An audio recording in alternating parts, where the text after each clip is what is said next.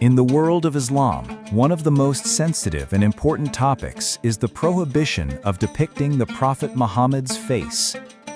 There's one rule in Islam that shocks many people. Prophet Muhammad's face is never shown. No portraits, no statues, not even a drawing. Why is this? Why would a religion as large as Islam completely erase the image of the person who shaped it? Does Islam forbid images of the Prophet? Why has this particular prohibition lasted for centuries? For millions of Muslims around the world, this is not just a rule, it's a core belief. It's more than tradition. It's about respect, honor, a deeper connection to spirituality, and a deliberate focus on the message rather than the messenger. Yet you might wonder, in a culture and religion so rich in art, does Islam maintain such a firm stance on avoiding depictions of Muhammad? The topic may be sensitive, but it's important for understanding the heart of Islamic belief and the deep reverence with which Prophet Muhammad is regarded by Muslims worldwide. In this video, we're breaking down why Islam chooses to keep Muhammad's face hidden, and how this simple rule continues to impact millions of lives today and holds so much power to this day. Before we go into the video, make sure to like this video if you're curious to know the real story behind this rule in Islam. Don't forget to subscribe and hit that notification bell so you never miss out on videos that dive into powerful and thought-provoking topics like this. Trust me, you'll want to stick around for the rest. We've got a lot more to uncover about why this rule matters today. To properly understand why Prophet Muhammad's face is forbidden to be depicted in Islam, we must first look back to the origins of the religion itself. The Islamic religion was born in the 7th century in the Arabian Peninsula. It emerged at a time when idolatry and polytheism were deeply entrenched in the region. The Arab tribes worshipped a variety of gods, and images and statues of deities were central to their religious practices. It was in this context that the early Muslim community, under the leadership of Prophet Muhammad, developed a strict stance against any form of idol worship. But how does this connect to the prohibition of Muhammad's face? I'll tell you in a minute. The central teaching of Islam is the belief in one God, or Tawhid, which rejects the idea of associating any partners with God. This strict monotheism was revolutionary in a world full of religious statues and representations of gods. For the early Muslims, it was essential to purge their new faith from anything that might resemble the idolatry of the past. This included the worship of images or statues, as well as the portrayal of the Prophet Muhammad in any physical form. The message was clear. Islam was about focusing on the message and the word of God, not the physical appearance of any prophet or ruler. The rejection of images, especially of prophets or holy figures, became a key part of Islamic identity from the beginning. The Quran, the holy book of Islam, doesn't directly mention the prohibition of images, but it strongly condemns the practice of idolatry and the worship of anything other than God. In Surah Al-Baqarah, verse 21-22, it reads, يا أيها الناس اعبدوا ربكم الذي خلقكم والذين من قبلكم لعلكم تتقون الذي جعل لكم الأرض فراشا والسماء بناء وأنزل من السماء ماء فأخرج به من الثمرات رزقا لكم فلا تجعلوا لله أندادا وأنتم تعلمون. And here's the interpretation. O mankind, worship your Lord who created you and those before you, so that you may become righteous. He is the one who made for you the earth a place of settlement for you, and the sky a canopy, and sends down rain from the sky, causing fruits to grow as a provision for you. So do not knowingly set up equals to Allah in worship. This verse reinforces the belief that worship should be directed towards God alone, and that nothing in creation should be elevated to the level of divine worship. The hadiths, or sayings and actions of Prophet Muhammad, further explain why creating images of Muhammad is forbidden.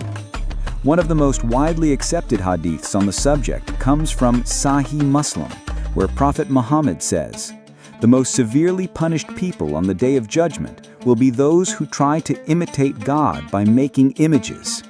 This hadith underscores the idea that creating representations of divine figures, including prophets, is a transgression of Islamic law because it risks leading people into idol worship. Even though Muhammad himself was not an object of worship, creating any representation of him could blur the line between worship of God and the glorification of human figures. Another important reason for the prohibition of Muhammad's depiction lies in the idea of respect and humility. Prophet Muhammad, unlike many other leaders, insisted on avoiding any form of veneration or worship that could elevate him to the status of a deity. He was deeply concerned that his followers might focus too much on his physical attributes rather than his message. By avoiding the depiction of his face, the Muslim community reinforced the idea that the message of Islam was what truly mattered, not the physical form of the Prophet himself. The beauty of his teachings and the truth in his words were far more important than how he looked. The decision to avoid depicting the Prophet was also a reaction to how images and statues of religious figures had been used in pre-Islamic times. The Arab Peninsula was full of shrines and idols that people would bow down to and worship. Many of these idols were representations of gods, kings, and holy figures. Early Islam, in its quest to distance itself from these practices, made it clear that creating images of Muhammad or any other religious figures was not just unnecessary, but also potentially dangerous in leading people astray. By removing any temptation to worship images, Islam emphasized that only God was worthy of worship. In the context of early Islamic society, the prohibition of images also served to protect the sanctity of the Prophet's message. Depicting Muhammad's face could, in some cases, reduce the Prophet to just another human figure, rather than the revered messenger of God. The prohibition preserved the spiritual and symbolic significance of Muhammad.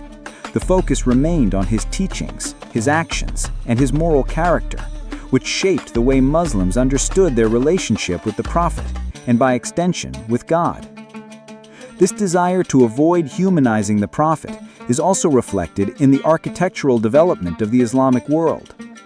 Early mosques were built with an emphasis on symbolic representation, using calligraphy, geometric patterns, and decorative art, rather than statues or depictions of human figures. This style of art became one of the defining characteristics of Islamic culture. It was a way to express divinity and spirituality without relying on the portrayal of physical forms. In fact, Islamic art is famous for its abstract and intricate designs, which reflect a commitment to the unseen and the infinite nature of God. By the time Islam spread across the Middle East, North Africa, and later to South Asia and Europe, the idea that the Prophet Muhammad's face should never be depicted became deeply embedded in Islamic culture. The prohibition wasn't just about avoiding images. It was about creating a society where the focus remained on the essence of the faith, not on the physical likeness of any individual. Over time, this practice extended beyond just Muhammad to include all prophets and holy figures in Islam. It was a way to ensure that the message of Islam stayed pure and that no one would mistake the Prophet for anything other than the humble servant of God. Before the rise of Islam, the Arabian Peninsula was a land of idols and polytheism. The people worshipped a variety of gods and goddesses, with many of these deities represented by statues and images. The most famous of these idols was the Kaaba in Mecca, which housed over 360 different idols, each representing a different god or spirit. The very concept of worshipping images and physical representations of deities was ingrained in the cultural and religious practices of the time. So when Prophet Muhammad began to preach the message of Islam, one of his primary goals was to eradicate idolatry and establish a pure monotheism, the belief in one God, Allah, who could not be contained in any physical form. The message of Islam and the revelation that came to Muhammad was clear. God is unseen, and he is not to be reduced to any image, idol, or statue. In the Quran, God says, "There is nothing like him, Quran 42:11.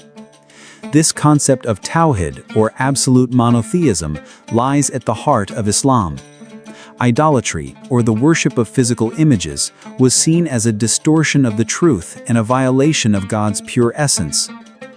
To ensure that no image of Muhammad was created, the early Muslims took a firm stance against any representations that might shift the focus from worshiping the invisible, all-powerful God to worshiping a human figure or object. Prophet Muhammad's rejection of idolatry wasn't just about eliminating the physical statues of gods. It was about purging the Arabian society from the belief that any object or figure could hold divine power. This was a crucial step in shaping the foundations of Islam, and it extended beyond just the idols in Mecca.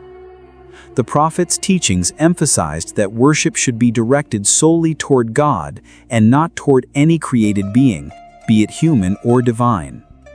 He famously said, "Do not make my grave a place of worship," warning his followers against turning him into an idol or a figure of worship.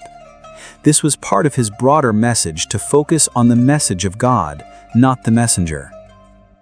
Islamic teachings on idolatry are deeply tied to the belief in the oneness of God.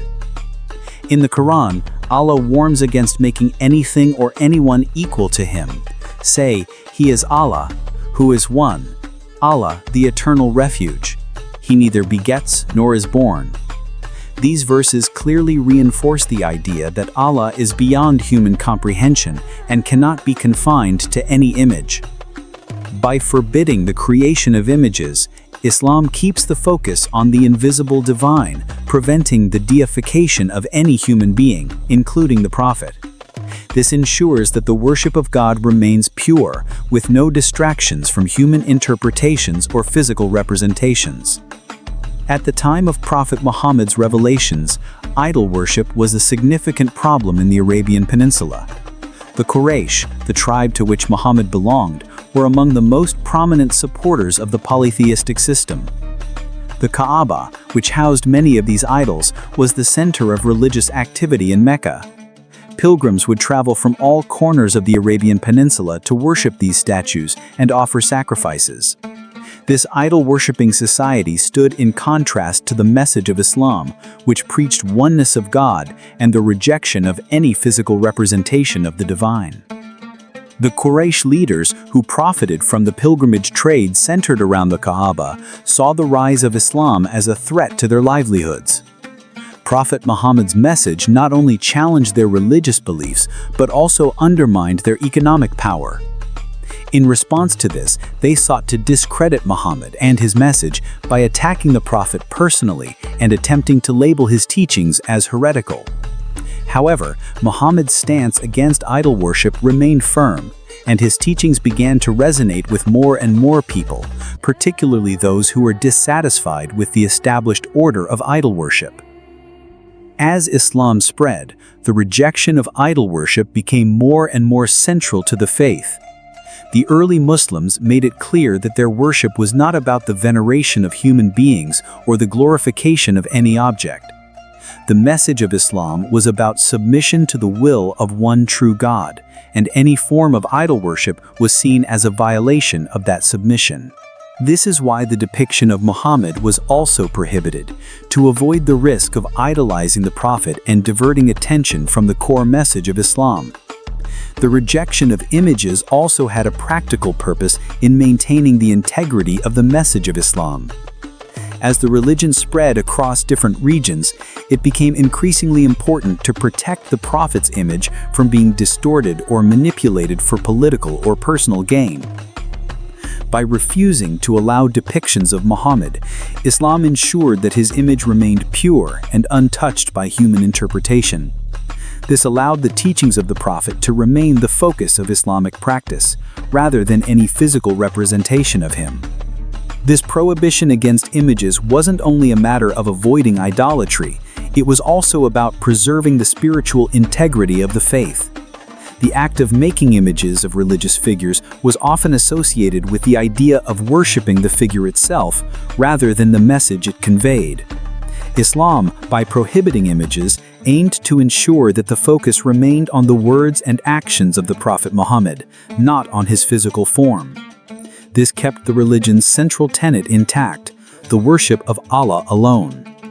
In Islam, the absence of images forces believers to engage more deeply with the spiritual and moral teachings of the Prophet. Without being distracted by visual representations, Muslims are encouraged to reflect on the teachings, the character, and the example set by Muhammad. By not focusing on his physical appearance, Muslims are better able to connect with the Prophet's message, a message that has stood the test of time for over 1400 years. When it comes to Prophet Muhammad in Islam, one of the most striking aspects is the way in which he is revered not through physical depictions, but through his words, his teachings, and his actions. In Islam, the Prophet's face is not just unseen, it is a symbolic absence, a deliberate choice to keep the focus entirely on the message of Islam, not the messenger. But why is this so important? Why is the image of Muhammad kept in the shadows, even though he is one of the most influential figures in history?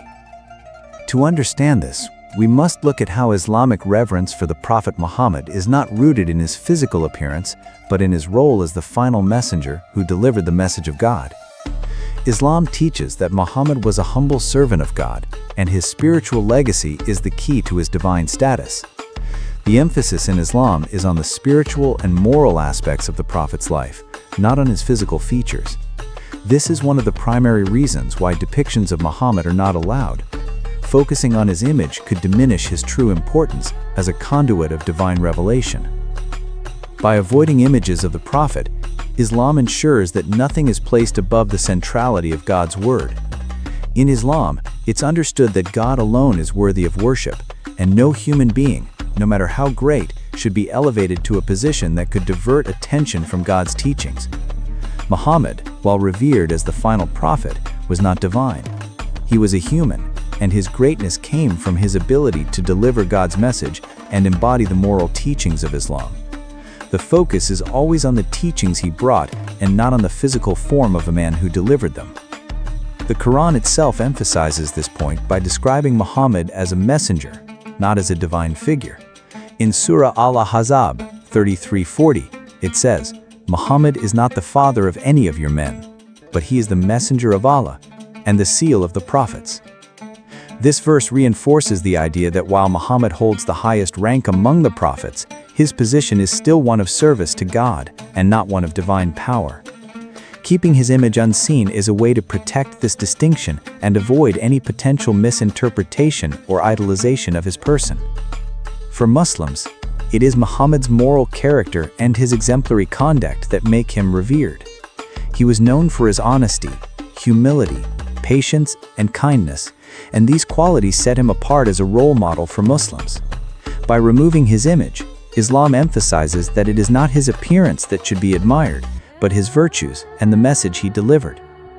The emphasis is on following his teachings, living by his example, and understanding the spiritual significance of his life. In Islamic tradition, Muhammad is considered the perfect man, but this perfection is based on his connection with God and his obedience to divine will, not his physical appearance. By not depicting him, Muslims avoid the risk of making his image the focal point, which could lead to the idolization of the Prophet rather than the adoration of his teachings. This distinction is crucial for maintaining the integrity of the message and ensuring that Islam remains a religion focused on God's word alone. Moreover, the prohibition of images reflects the humble nature of Muhammad's life. He was a man of simple means, and his appearance was not meant to overshadow the message he carried. His personal life, his struggles, and his devotion to God's commands were far more significant than his physical features. To visualize him or to create images of him would risk reducing him to just another historical figure, rather than the living embodiment of God's final message to humanity. In the Islamic tradition, there is also a deeply held belief that the spiritual connection with Muhammad is built through following his example, rather than through an understanding of what he physically looked like. The true face of Muhammad, in a spiritual sense, is revealed through his actions and words, which have been preserved in the Hadith, collections of sayings and actions of the Prophet, and his sunnah, the practice of the Prophet. These texts are far more important to Muslims than any artistic depiction could ever be. His face as a human being is seen as secondary to the message he brought to the world. The idea of avoiding representations of Muhammad ties into the broader Islamic concept of focusing on the unseen. In Islamic thought, the emphasis on the unseen, that is, God, the angels, and the spiritual world, reflects the belief that humans cannot fully comprehend or visualize the true nature of divinity. It reinforces the idea that faith is about trusting in the unseen reality rather than relying on physical evidence or depictions. The invisible world of God's power is more real than any image that can be seen in the material world. And so, focusing on Muhammad's teachings rather than his image serves as a reminder that true faith is based on belief in the unseen and obedience to divine law. In essence, the prohibition of Muhammad's image helps preserve the purity of his message and prevents the faith from being corrupted by visual representations.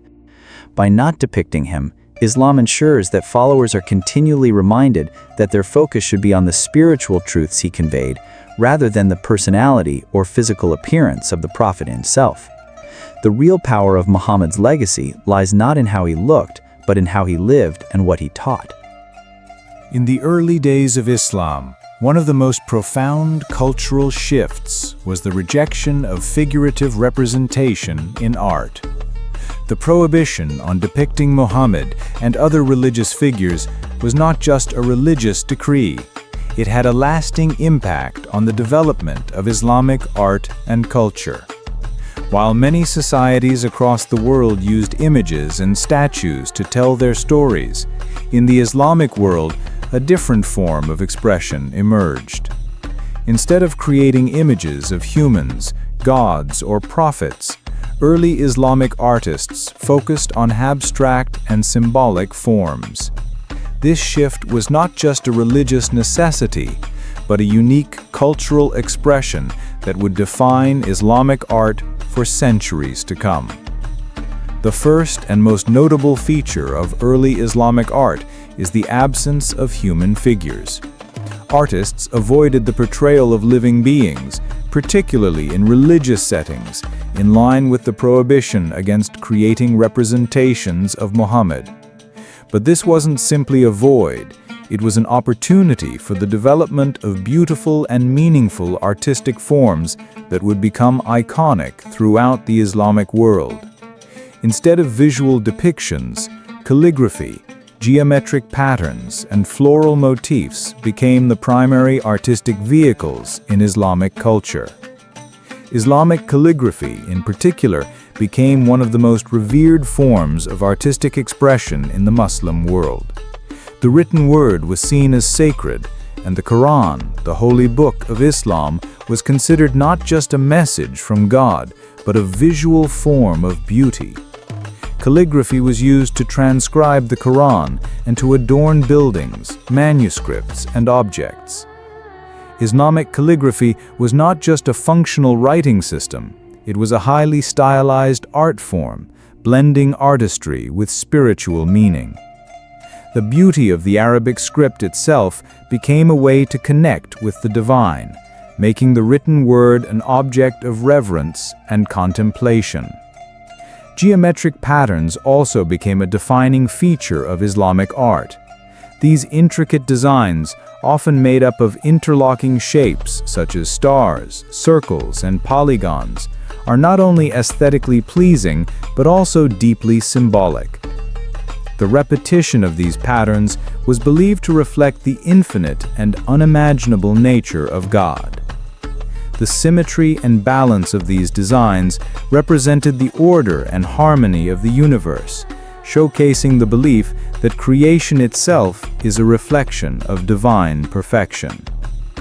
Islamic artists used these patterns to decorate everything from mosques and palaces to everyday objects, ensuring that the beauty of the divine permeated all aspects of life. This focus on geometric abstraction also extended to architecture. One of the most famous examples is the Dome of the Rock in Jerusalem, built in the 7th century. Its intricate mosaics and tile work, devoid of any human or animal figures, focus entirely on geometric designs and the words of the Quran. This reflects the core Islamic belief that art should serve the divine, not distract from it with representations of the physical world. The Dome of the Rock symbolizes the sacred space of the mosque and the unseen nature of God, conveyed through abstract patterns and inscriptions rather than human likenesses. This absence of figurative imagery also had profound social and cultural implications. Early Islamic societies embraced the idea that God's essence could not be captured by human representation. The focus was instead placed on the sublime and transcendent, directing attention away from the earthly and towards the eternal. Artistic works became windows into the divine, a way to connect with God not through representations, but through the spiritual energy of art itself. This artistic restraint encouraged a deeper connection to the unseen, aligning with the Islamic concept of Tawheed, or the belief in the oneness of God.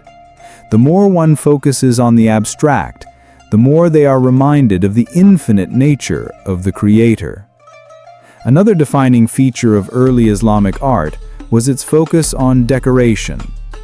Islamic artists created stunning designs that adorned everything from calligraphy on walls to tile work on mosque domes to carpets woven with intricate patterns. These decorative arts were often used to beautify sacred spaces, like mosques, reinforcing the idea that the home of God should be filled with divine beauty. However, the artwork was always centered on spiritual messages rather than materiality, emphasizing that the beauty of a place or object was meant to connect people to God, not to the objects themselves. As Islam spread across vast territories, from the Arabian Peninsula to Persia, Central Asia, and North Africa, the development of Islamic art reflected the diverse cultures that embraced the faith. Despite regional differences, one unifying feature of Islamic art was the absence of human images and the emphasis on abstract forms. The Mughal Empire, for example, developed a distinct style of painting. But even here, the focus was often on landscapes, calligraphy, and decorative patterns, rather than the human form. This approach allowed for a creative expression of Islamic values, including the sacredness of the unseen and the importance of the divine message. One of the most beautiful examples of this practice is found in the art of the Ottoman Empire. In the Topkapi Palace in Istanbul, intricate tiles, mosaics, and calligraphy cover the walls, giving a sense of the divine presence without relying on visual depictions of humans or animals. The absence of depictions of Muhammad or any other prophets forces the viewer to look beyond the material and connect with the deeper meanings of the designs. The presence of geometric patterns, often repeating and complex, suggests that the beauty of the universe itself, as created by God, can never be fully captured by human sight. Instead, art becomes an invitation to contemplate the invisible, the eternal, and the infinite. In essence, the prohibition of images in early Islam gave rise to a distinctive, deeply meaningful art form that focused on the spiritual rather than the physical. It was a rejection of the idea that physical representations could somehow convey the essence of the divine. Instead, Islamic art aimed to embody the unseen, the infinite, and the eternal. Through geometric designs, abstract patterns, and calligraphy, art became a medium through which Muslims could connect with God, rather than focusing on human representations of holiness. In this way, Islamic art remains a testament to the idea that the spiritual can be as meaningful, beautiful, and powerful as anything that can be seen. Fast forward to today, and the prohibition of depictions of Prophet Muhammad is still a highly controversial issue. The rules established centuries ago are still in force, but in the age of global media and instant communication, the question of whether it's acceptable to depict Muhammad has become a hotly debated topic. From controversial cartoons to political cartoons and art exhibitions, the issue of Muhammad's image continues to spark debates around the world, highlighting the clash between religious beliefs and freedom of expression. In the West, the right to freedom of speech and artistic expression is often celebrated as a fundamental value. Yet these freedoms have led to multiple instances where images of Prophet Muhammad have been created and distributed, often with the intent to provoke or criticize Islam. One of the most famous incidents occurred in 2005, when the Danish newspaper Jyllands-Posten published a series of cartoons depicting Muhammad, leading to widespread protests across the Muslim world. The reaction was intense, with many viewing the cartoons as a blatant disrespect of their faith and a deliberate affront to their religious beliefs. The backlash raised important questions about the boundaries of free expression and cultural sensitivity. Carried into the courthouse on a stretcher, his face covered to conceal his identity. This is the man police say tried to murder Danish cartoonist Kurt Westergaard. The 28-year-old Somali, a legal resident in Denmark, broke into Westergaard's home last night wielding an axe and a knife and shouting he wanted to kill him. The cartoonist and his 5-year-old granddaughter were able to take shelter in a specially secured bathroom. When the police arrived 2 minutes later, the would-be killer attacked them too. Police shot him in the knee to stop him. 5 years ago, a Danish newspaper commissioned a dozen cartoons depicting the Prophet Muhammad. Kurt Westergaard drew an image of the Prophet with his turban shaped as a bomb. The publication of the cartoons provoked outrage, attacks on Danish embassies, riots which killed dozens, and a boycott of Danish products. In 2008, Osama bin Laden warned that Europe and Denmark would be punished. Westergaard came out of hiding last year in spite of the $1 million price Islamic militants put on his head. He's been under close police protection ever since. That wasn't enough. A spokesman for the Danish intelligence service said the attacker was part of a terror-related network with links to the Somali militant group Al-Shabaab. The Somali militant organization, flexing its muscle yesterday with this rally in Mogadishu, has moved steadily closer to Al-Qaeda. 5 years after they were first published, the Danish attack shows the original cartoons still have the power to incite violence. Sheila McVicker, CBS News, London. The issue gained further prominence in 2015 when the French satirical magazine Charlie Hebdo published another series of controversial cartoons, leading to the tragic shooting of several of its staff members. The attack sparked a global conversation about the limits of freedom of speech, especially when it intersects with religious sensitivity. For many Muslims, depicting Prophet Muhammad is not just a matter of free speech. It is an act of disrespect, blasphemy, and a violation of one of the most sacred aspects of their faith. The question remains, how can we reconcile freedom of expression with respect for religious beliefs?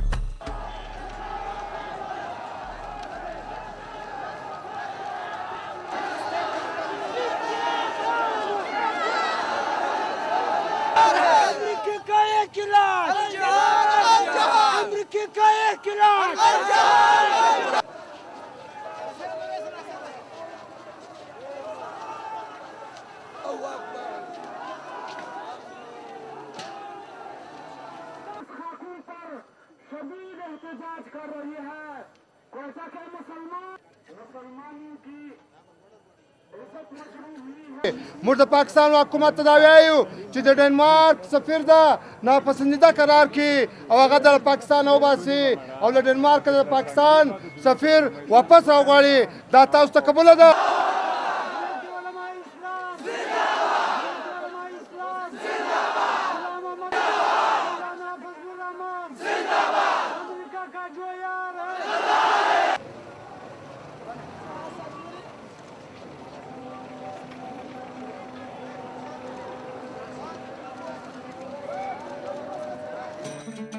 In these modern instances, we see how Muhammad's absence in art, once a defining feature of Islamic practice, is being challenged in an increasingly globalized world.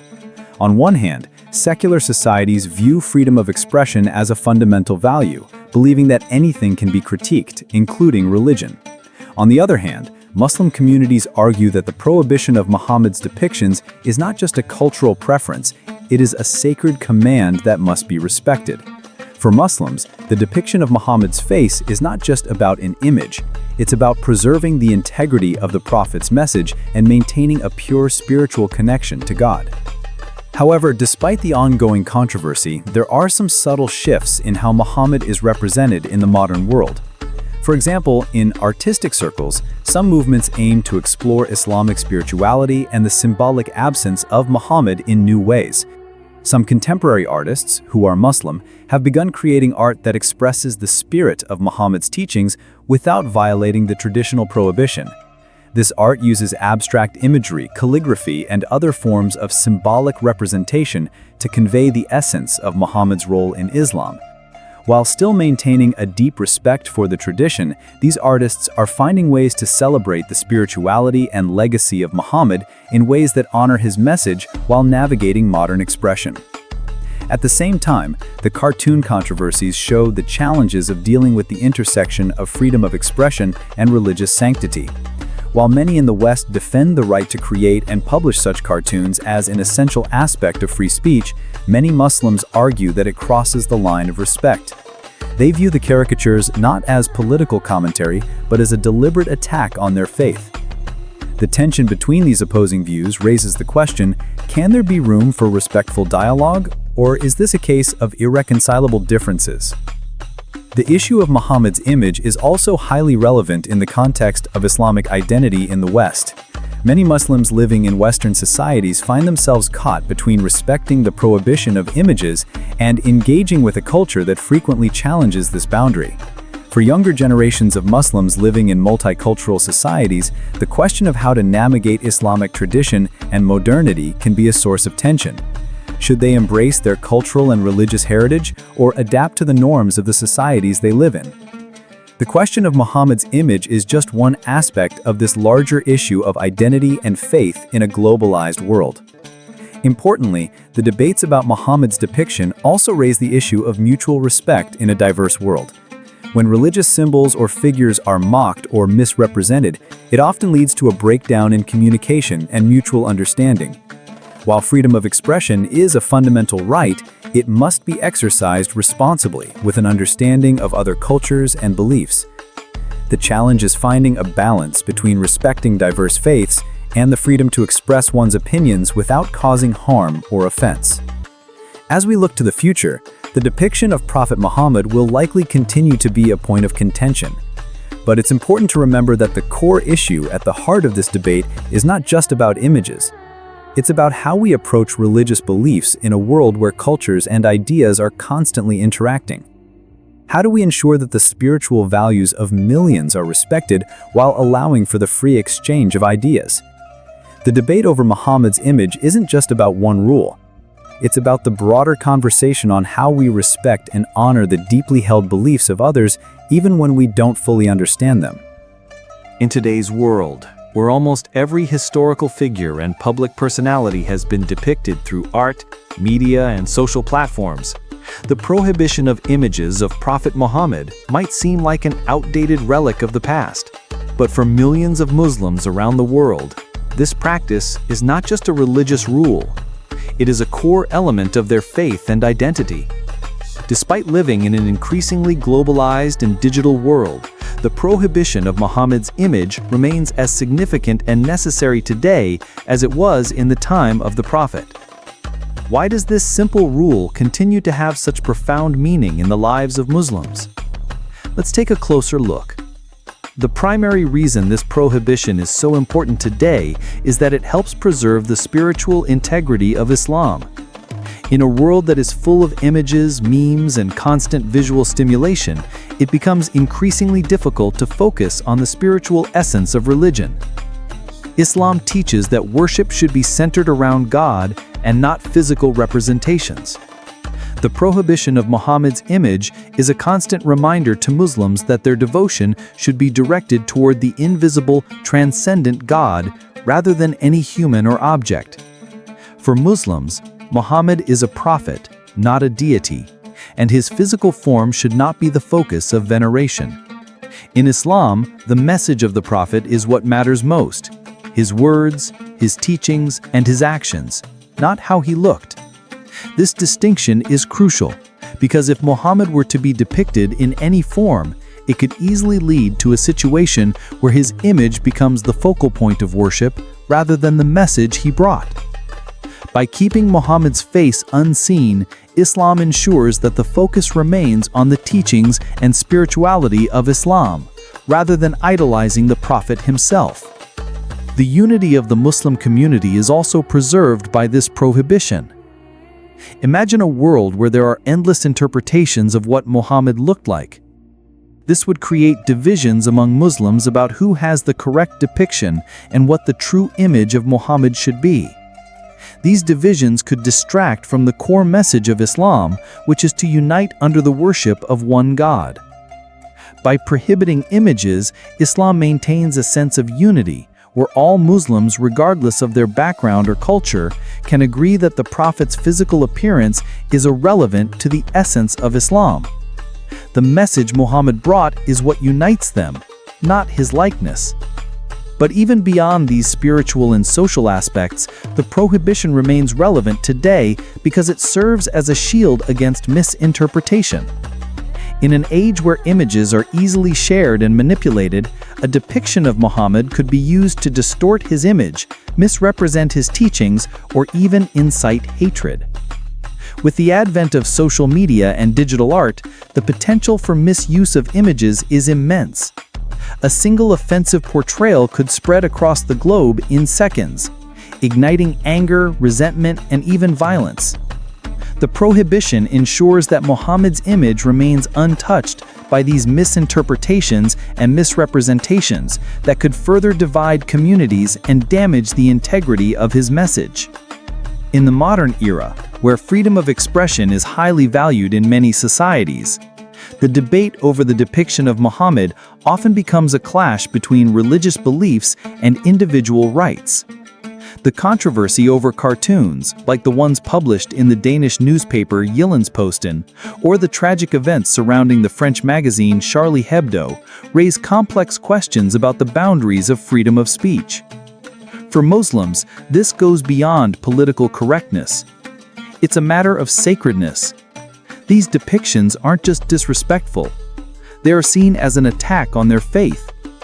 In the face of such controversy, the prohibition of images serves as a way to protect the integrity of the faith from unwarranted attacks and to preserve the dignity of the Prophet Muhammad. Furthermore, the modern world is increasingly diverse, and with this diversity comes the challenge of respecting different cultural and religious beliefs. While freedom of expression is a universal right, it's important to understand that not all societies place the same value on certain expressions. In the case of Islam, the prohibition of Muhammad's image is an intrinsic part of Muslim identity, and it must be respected by those engaging with the faith. As the world becomes more interconnected, the ability to respect one another's religious traditions and sacred practices is essential for fostering understanding and promoting peace. In countries where Islam is the dominant religion, the prohibition of Muhammad's image is often enforced with the same seriousness as other religious laws, helping to preserve the sanctity of Islamic beliefs. But in multicultural societies, where multiple religions coexist, it's important for people to recognize and respect the deeply held beliefs of others, even when they don't fully understand them. The image of Muhammad isn't just a historical or artistic question. It's a deeply spiritual practice that binds Muslims together in their devotion and helps preserve the purity of their faith. As the world continues to evolve, it serves as a reminder of the importance of focusing on the message of Islam, the Word of God as revealed through the Prophet Muhammad, rather than on the physical person delivering that message. For Muslims, it's not about what Muhammad looked like. It's about what he taught, the example he set, and the legacy he left behind. This prohibition, then, continues to be a sacred practice that protects the heart of the faith, ensuring that the focus remains on the divine rather than on human representations. In the modern world, where nearly every moment is captured through a camera lens and shared via social media, the question of how to maintain religious traditions in a digital age is one that many faith communities are grappling with. For Muslims, the prohibition of images, particularly the depiction of Prophet Muhammad, remains a cornerstone of Islamic practice, but it is not without its challenges in the 21st century. As global connectivity brings cultures and religions closer together, Muslims continue to uphold the rule that Muhammad's face should never be depicted. But how did they do this in an age dominated by images and visual culture? Let's explore how this ancient prohibition is maintained today. One of the biggest challenges that modern Islamic communities face is the omnipresence of images in today's society.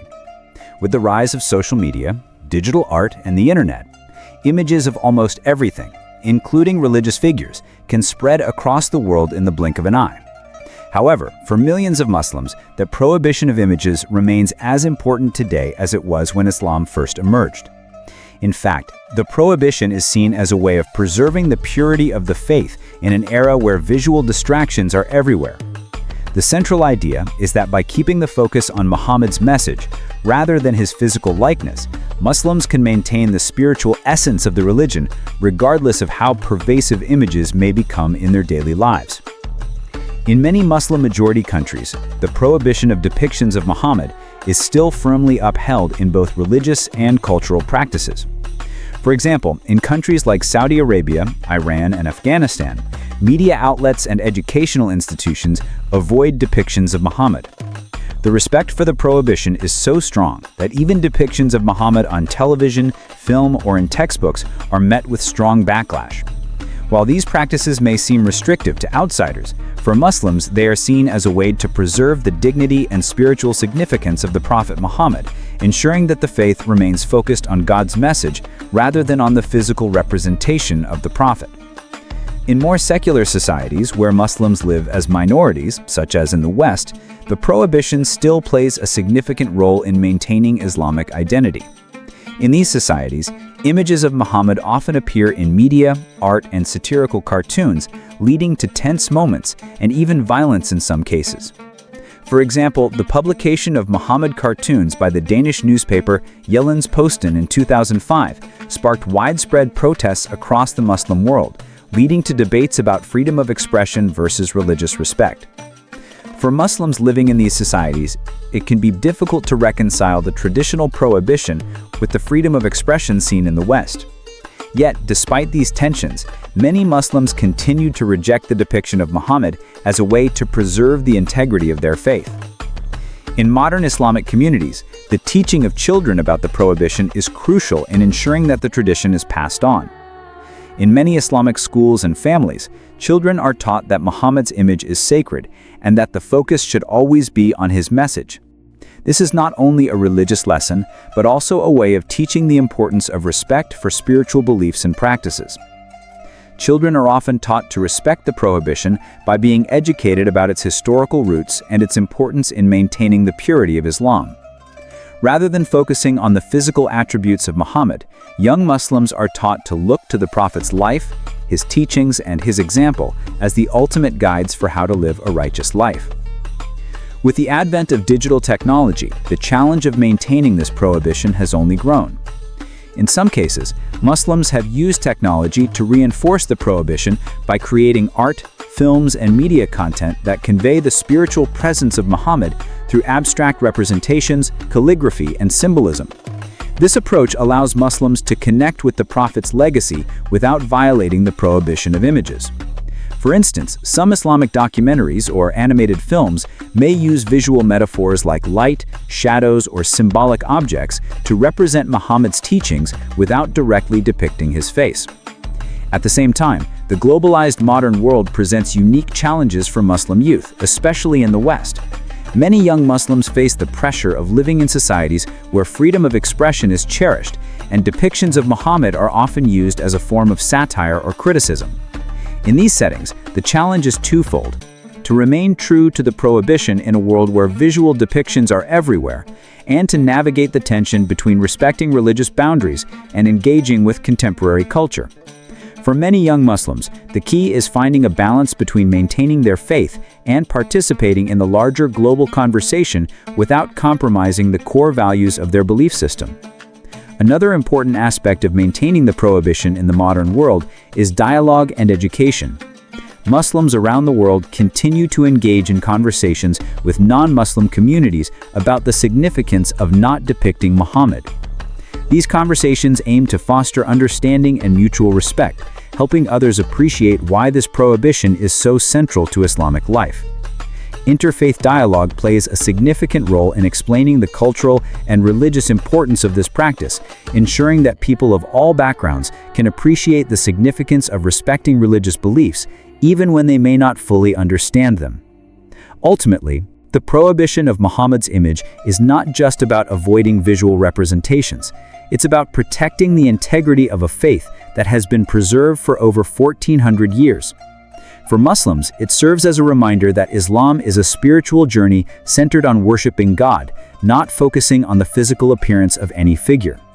In a modern world full of distractions, keeping Muhammad's image unseen ensures that the focus remains where it belongs, on the message of Islam and the divine teachings that continue to guide billions of people around the globe. As we continue to live in an increasingly interconnected and digitized world, the challenges facing religious communities, particularly Muslim communities, are evolving. The prohibition of depictions of Prophet Muhammad, a tradition that has stood for centuries, is being tested in ways that many could not have predicted. From social media and global news outlets to online art and virtual reality, the proliferation of images has created new questions about how deeply rooted religious practices can remain relevant in a world where the visual is everything. But what does the future hold for this prohibition in a rapidly changing world? Let's explore. First, it's important to note that the core principle of Islam has always been its focus on the unseen, on the invisible nature of God, and on the message that was delivered by Prophet Muhammad. This focus on the unseen transcends physical representation and remains one of the pillars of the faith. The prohibition of Muhammad's image isn't simply about avoiding idolatry. It's about keeping the focus on the spiritual and the eternal. In a world flooded with images, the absence of visual representations of the Prophet reminds Muslims that faith is about more than what can be seen. It is about what is unseen and what cannot be physically captured. But as the world becomes more interconnected, how will this prohibition continue to hold its relevance? One potential shift that we are beginning to see is the growing tension between traditional values and the modern desire for expression. With the rise of social media and the ubiquity of digital content, Muslims, especially young people, are faced with the challenge of navigating between their cultural identity and the overwhelming presence of images in everyday life. This is particularly difficult in Western societies, where the freedom of expression is a cherished value, and religious beliefs can sometimes be seen as restrictive or out of touch with contemporary culture. For young Muslims, the question becomes, how can they honor their faith's prohibition while living in a world that is constantly creating and sharing visual representations? One possibility is that future generations of Muslims may find ways to reinterpret the prohibition in the context of modern challenges.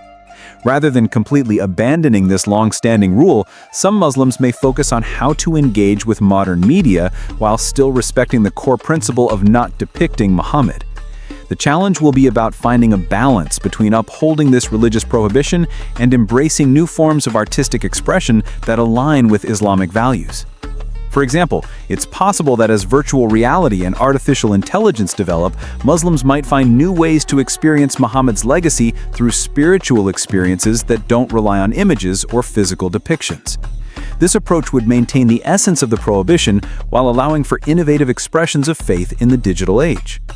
Another important consideration is how the global Muslim community will address the growing trend of digital media and the role of technology in shaping religious practices.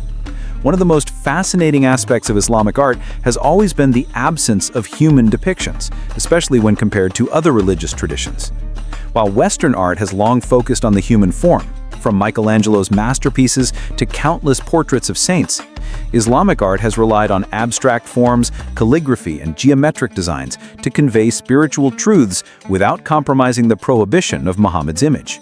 This tradition could help future generations adapt to new digital spaces, using artistic symbolism and abstract imagery to convey the spiritual essence of Muhammad without compromising the prohibition of his image.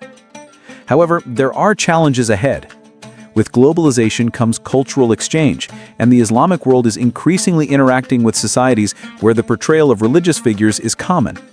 As young Muslims grow up in these environments, they may face pressure to embrace visual depictions of Muhammad, especially in places where such depictions are common in media and art. The question for future generations will be how they can preserve the integrity of their faith while still participating in a global cultural landscape that often disregards or misunderstands their beliefs. Will they continue to hold fast to this tradition, or will they adapt and reinterpret the meaning of the prohibition in light of the modern world? At the same time, the ongoing debates around freedom of expression and religious respect will continue to challenge the global Muslim community. As more incidents arise where Muhammad's image is used as a form of protest or satire, Muslim communities will need to find ways to respond in ways that uphold their faith while also promoting dialogue and understanding. It's important to recognize that the issue of Muhammad's image isn't just about images. It's about respect, tolerance, and cultural exchange. How Muslims respond to these modern challenges will shape the future of the prohibition, not just in terms of religious observance, but also in terms of interfaith relations and global citizenship. As we look ahead, we also see an increasing movement toward education and awareness. Islamic scholars and community leaders are already engaged in efforts to explain the significance of the prohibition to non-Muslims in a way that emphasizes mutual respect and understanding. More interfaith dialogues are taking place, where Muslims can share the deeper meanings behind their faith's practices, including the prohibition of images, while also learning about the perspectives of others. These conversations are helping to break down the misunderstandings that often arise in a multicultural world. By sharing the spiritual reasons behind the prohibition, Muslims can help others see that this rule is not about limiting freedom, but about protecting the sanctity of their belief in God and the Prophet's message. Ultimately, the future of the prohibition is about balancing tradition and modernity. Islam's strong foundation in its spiritual beliefs provides the framework needed to adapt to the evolving world while maintaining respect for its core principles. Whether through art, technology, or faith practices, Muslims will continue to find creative ways to engage with the world while upholding the sacredness of the Prophet's image. As the global community continues to grow closer, the key to preserving the significance of this prohibition will lie in mutual understanding and respect for religious practices, ensuring that this tradition remains relevant and honored in a rapidly changing world. And that's a wrap on our exploration of why Prophet Muhammad's face is forbidden in Islam. It's a deeply rooted tradition that continues to shape the faith of millions around the world. Understanding this prohibition helps us appreciate the respect, spirituality, and purity that form the foundation of Islam.